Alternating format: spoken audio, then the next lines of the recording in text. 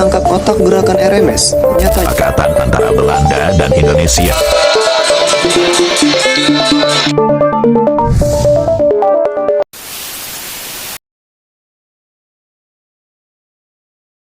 Bandung, 23 Januari 1950. Kota Bandung pagi ini diguncang oleh pemberontakan besar yang dipimpin oleh Kapten Raymond van Serling, yaitu seorang mantan perwira Belanda, kelompok militer Angkatan Perang Ratu Adil atau APRA, melancarkan serangan dengan tujuan menolak integrasi negara Pasundan ke dalam Negara Kesatuan Republik Indonesia atau NKRI setelah pembubaran Republik Indonesia Serikat atau RIS. Ketegangan ini bermula setelah hasil konferensi meja bundar atau KMB pada 1949 yang mengubah bentuk pemerintahan Indonesia menjadi Republik Indonesia Serikat atau RIS.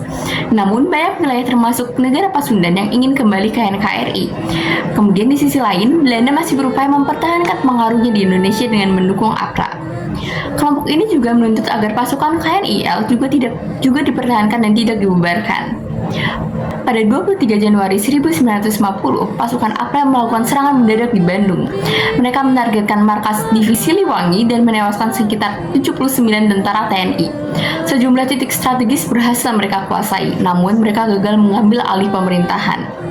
Dalam waktu singkat, TNI bergerak cepat untuk melakukan perlawanan dengan memukul mundur pasukan APRA.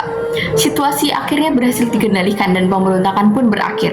Sementara itu, Kapten van Serling melarikan diri ke luar negeri untuk menghindari penangkapan. Pemberontakan ini membuktikan bahwa ancaman terhadap NKRI masih terus ada, terutama dari kelompok-kelompok yang berafiliasi dengan Belanda.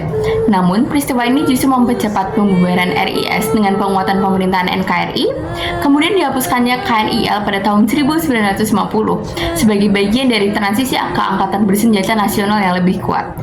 Peristiwa ini menjadi salah satu ujian berat bagi bangsa Indonesia dalam mempertahankan kemerdekaannya setelah pengakuan kedaulatan dari Belanda. Namun, ketegasan TNI dalam menumpas pemberontakan ini membuktikan bahwa NKRI tidak akan goyah oleh ancaman dari dalam maupun luar negeri. Demikian laporan saya, Agnes Devi Merendi Astrid, mengenai pemberontakan APRA di Bandung. Peristiwa ini tentu menjadi pengingat bahwa perjuangan mempertahankan kedaulatan Indonesia tidaklah mudah.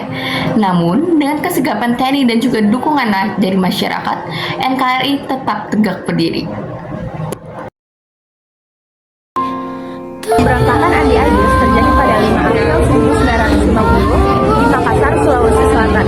Pemberontakan ini dipimpin oleh Kapten Andi Agis, yaitu seorang mantan perwira KNIL atau Police Lieutenant Indies Lager, yang kemudian bergabung dengan Angkatan Perang Republik Indonesia Serikat atau APRI.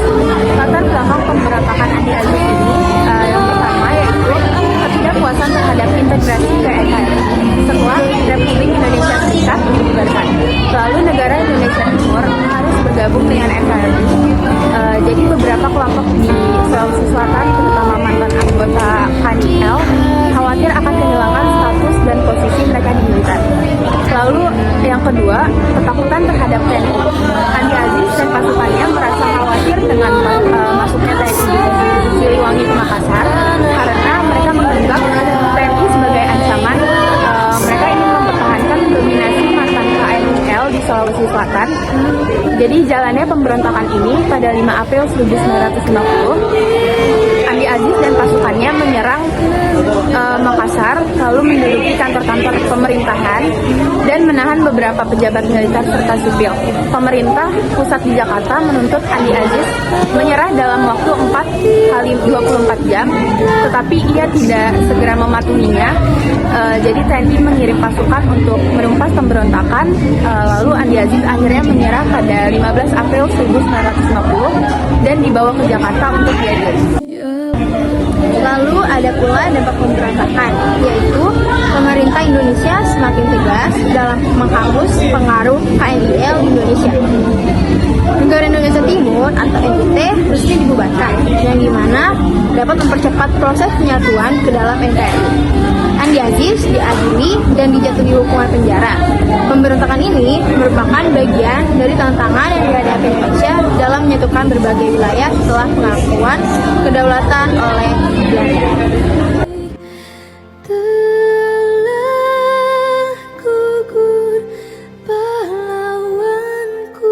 Pemberontakan RMS atau Republik Maluku Selatan terjadi pada tanggal 25 April 1950. Robert Somokil memproklamasikan berdirinya Republik Maluku Selatan atau RMS di Ambon yang didukung oleh pasukan mantan KMIL. Pemberontakan ini menghadapi perlawanan dari TNI yang berhasil merebut Ambon pada November 1950 setelah pertempuran sengit. Meski begitu, perlawanan RMS berlanjut di Pulau Seram hingga 1963. Somokil akhirnya ditangkap pada tahun 1963 dan dihukum mati pada 1966.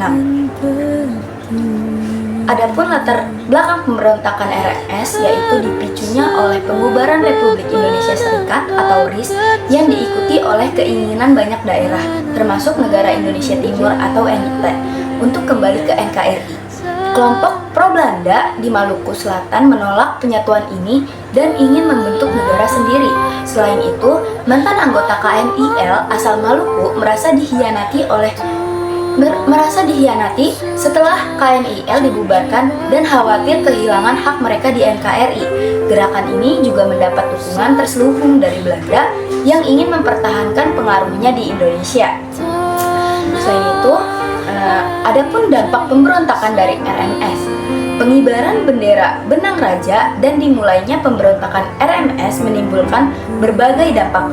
Dampak utamanya yaitu banyaknya korban yang jatuh dari kedua belah pihak pada masa perlawanan. Selain itu, terjadi migrasi pengungsi ke Belanda karena dianggap mendukung berdirinya RMS. Hal ini juga menimbulkan ketidakstabilan kondisi keamanan dan politik antar kelompok di wilayah Maluku. Bahkan, beberapa kejadian terorisme oleh anggota RMS juga terjadi di Belanda. Hubungan Indonesia dan Belanda juga turut terdampak akibat munculnya pemberontakan ini.